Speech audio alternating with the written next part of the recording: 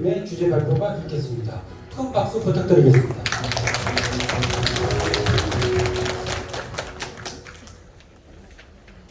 네, 안녕하십니까. 저는 나포맘 운영자 한성윤입니다. 나포맘은 회원수 약 36,000명의 네이버 대표 카페로 주로 포천에 거주하는 엄마들이 각종 생활정보와 교육정보 등을 공유하는 온라인 지역 커뮤니티, 일명 맘카페입니다.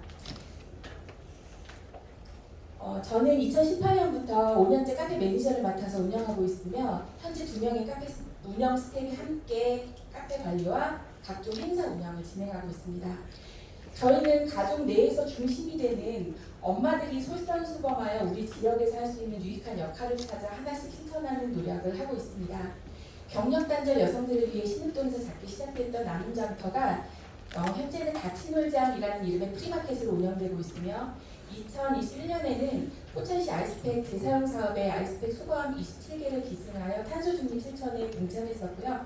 작년부터 전국 맘카페 연합인 맘처럼 회원사로 등록하여서 매주 목요일 10분 소등 캠페인과 일회용품 라벨 제거 분리배출 캠페인을 진행함으로써 기후위기 대응과 환경사랑 실천을 위해 노력하고 있는데요. 앞으로 우리 아이들이 살아갈 아름다운 환경을 물려주기 위해 엄마의 마음으로 더 좋은 활동들을 계속해 나갈 예정입니다. 많은 관심 가져주시고 응원해주시고 또 동참해주시면 감사하겠습니다.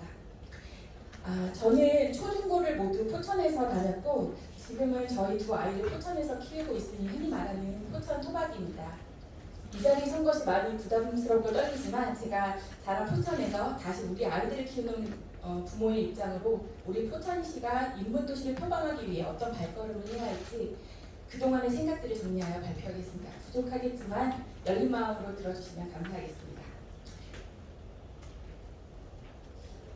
인문도시, 인문학이란 무엇일까요? 최근 다양한 분야에서 인문이란 단어가 인용되고 있습니다. 사람들의 관심이 많은 분야인 만큼 그 의미를 검색해보면 굉장히 많은 자료를 접할 수 있는데요. 그 많은 주장과 내용 결국 하나의 키워드로 요약됩니다. 바로 사람입니다. 인문학은 사람이 행복하기 위한 또는 행복해지고 싶은 사람들이 찾는 인간의 본질에 대한 것이 아닐까요? 우리 포천시가 표방하는 품격 있는 인문도시. 품격이 높다는 것은 타고난 바탕과 성품이 뛰어나다, 품위가 뛰어나다라는 뜻입니다. 행복하지 않은 사람이 품격이 높을 수 없듯 품격 있는 인문도시로 발돋움하기 위해서 우리 포천은 우선 행복한 도시가 되어야 될 것 같습니다. 포천의 슬로건인 더 큰 포천, 더 큰 행복과도 일맥상통하는 내용이 아닐까 싶은데요. 그럼 행복한 포천이 되기 위한 방법이 무엇이 있을까요? 저희 나포맘에 자주 올라오는 질문이 있는데 이런 내용입니다. 남편 직장 때문에 포천으로 이사하는데 포천 살기 좋은가요? 이런 질문이 올라오면 좋은 말씀도 많이 해주시는데요. 꼭 이런 댓글들이 따라옵니다. 그 좋은 동네에서 왜 이사를 오세요? 아이들을 생각한다면 그냥 주말 부부 하세요. 포천 말고 양주나 의정부로 가세요. 놀랍게도 이런 부정적인 댓글들을 다는 분들은 포천에서 오래 살았던 분들입니다. 내가 지금 살고 있는 우리 동네를 깎아내리는 댓글을 아무렇지도 않게 작성하곤 합니다. 본인들이 얼마나 포천에 사는 것에 대해 못마땅해 하고 있는지 알 수 있습니다. 분명 이분들은 포천에 사는 것이 행복하지 않겠죠. 운영자로서 그리고 포천을 사랑하는 한 사람으로서 그런 글을 볼 때마다 속이 얹은 듯 답답함을 느끼곤 합니다. 포천에 대한 자부심 어떻게 만들 수 있을까요? 포천의 자랑거리를 많이 만드는 게 아닐까요? 일전에 카페 회원들을 대상으로 포천시에 바라는 것에 대한 설문조사를 한번 해봤습니다. 신기하게도 매우 많은 분들이 원하는 것들이 단 몇 가지 항목으로 압축됨을 알 수 있었는데요. 지하철 유치 같은 대규모 사업을 제외하고 보면 사람들이 원하는 것은 대단히 거창한 시설이나 인프라가 아니라 놀이터, 산책로와 같은 일상생활에서의 소소하게 이용할 수 있는 환경 조성에 관한 것이었습니다. 물론 놀이터나 산책로, 공원 등을 조성하는 일도 쉬운 일은 아닙니다. 하지만 지금부터라도 개발계획이나 도시재생 계획에 이런 환경 조성에 우선순위를 두고 진행한다면 우리 포천 조금씩 변화되지 않을까요? 성숙한 시민과 주체의식을 가진 사람이 많은 도시, 인문학적 소양을 지닌 사람들이 많은 도시, 배려하는 마음으로 타인과 조화를 이루는 평화로운 도시, 이런 이상적인 인문도시의 모습을 위해선 시민들의 삶에 그리고 피부에 직접 와닿는 작은 행복을 느낄 수 있을 사소한 일상생활의 개선부터 시작됐으면 좋겠습니다. 곳곳에 놀이터가 많이 생겼으면 좋겠습니다. 이왕이면 미끄럼틀, 시소, 그네 같은 획일하는 놀이기구가 아닌 아이들의 호기심을 자극하고 상상력을 길러줄 수 있는 화려하진 않아도 재미있는 놀이터, 키즈 카페처럼 여러 시설을 갖추거나 물놀이를 할 수 있는 곳, 혹은 서바이벌 게임이나 런닝맨 게임 같은 아이들이 좋아할 만한 놀이 장소가 생긴다면 우리 아이들은 얼마나 신이 날까요? 그리고 또 그런 시설들 주변 도시 사람들이 부러워한다면 포천 시민으로서 어깨가 얼마나 으쓱할까요? 아이들이 갈 곳이, 놀 곳이 없다고 많은 엄마들이 입을 모아 말합니다. 지역 소멸시대라고 합니다. 마을의 아이들의 수가 줄어들고 외로운 노인들만 가득합니다. 우리 포천도 인구 소멸 위험 단계에 진입했습니다.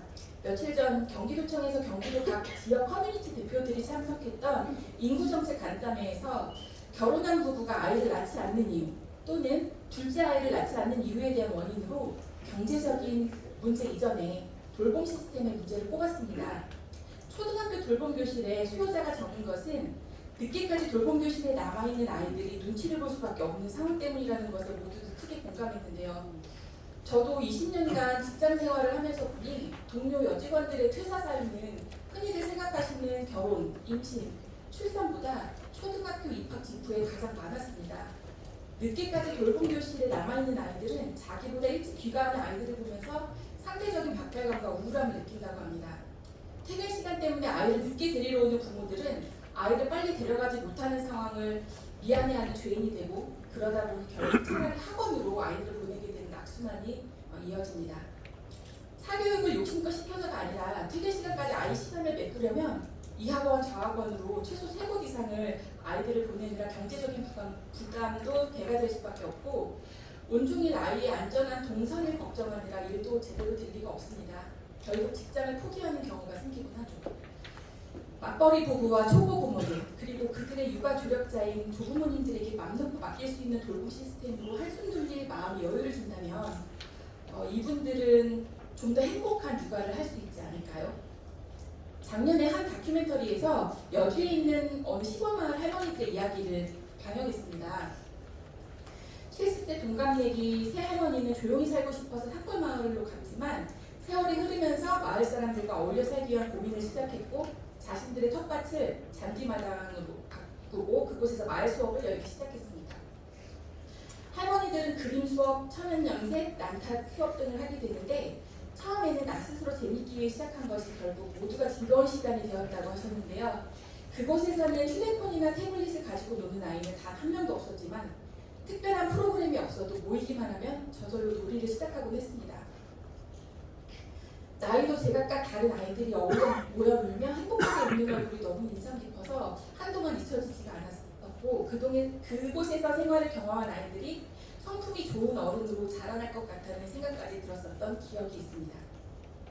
한 해 동안 200명의 사망 신고에 반해 단 한 명의 출생 신고로 인구 소멸 지역이었던 이곳에 2021년 이 할머니의 마당에는 약 1000명의 사람들이 다녀왔으며 이웃으로 여러 가정이 이사를 오기도 했을 뿐 아니라 그 옆에 집을 짓겠다고 땅을 사는 사람들도 있다고 하는데요.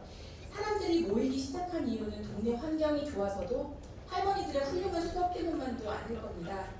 진짜 이유는 모두가 행복한 공간이기 때문이 아닐까요? 여주시의 새 할머니 사례처럼 노인들은 아이들을 돌보고 아이들은 노인과 말동무가 되어주는 상호 돌봄 시스템 이런 것이 바로 요새 유행하는 하이브리드 시스템이 아닐까 생각해봤습니다.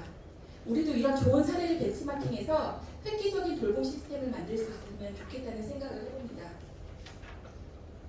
앞으로 나폴만의 포천에서 살기 좋은가요? 라는 질문이 올라왔을 때 이런 대답들을 많이 볼 수 있었으면 좋겠습니다. 오늘을 살아가는 주민이 행복해야 내일이 살아갈 이웃이 모인다라는 말이 있습니다. 내일이 있는 인문도시, 품격 있는 인문도시 포천으로 가는 길은 바로 시민이 행복한 도시를 만드는 것이며 행복한 포천에는 애쓰지 않아도 저절로 사람들이 모이게 될 것입니다. 포천 시민이라는 자체로 행복을 느끼는 사람들이 많아지길 바라며 발표 여기서 마치겠습니다. 시민의 작은 행복을